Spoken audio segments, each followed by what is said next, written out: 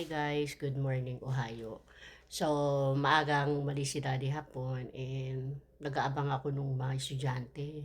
Kasi, syempre, di ba kailangan ko load skate sa first home. Di ba sumama ako ng 2 days para maglakad. Tinitingnan ko kung ganun ba talaga.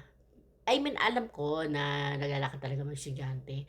Pero dito, parang iba. Hindi ko alam dahil dito siguro sa lugar na to is may service.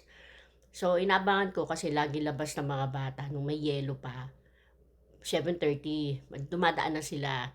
So, ngayon, magsi 7:30 na, chine-check ko kasi kung maglalakad ba sila papunta sa school. Kasi dito, pag may sasakyan ka, papunta doon sa school, halos 3 minutes lang. Kasi sasakyan, mabilis.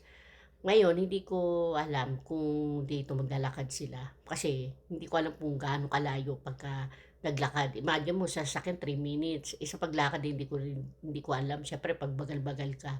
So, tingnan natin guys, kung may service pa rin dito. Tulad ng nakita ko nung winter, no? Yung shuttle nila. So, ito na nga guys, 7:28 yan. Nakita ko naglalakad na tong dalawang bata. And then, saktong 7:30, dumating na yung shuttle. Ayan.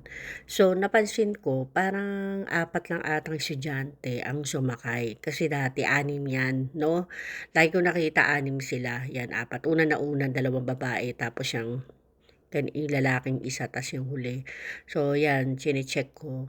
So, dito pala talaga may shuttle, no? Ayan. So, yan lang mashi-share ko guys kasi gusto ko din malaman talaga yung ano rito dahil hindi pala lahat pare-parehas, no, na naglalakad or kung gusto lang talaga mag-shuttle pa-service, no? Yan lang guys. Thanks for watching sa Bundok ng Taralala.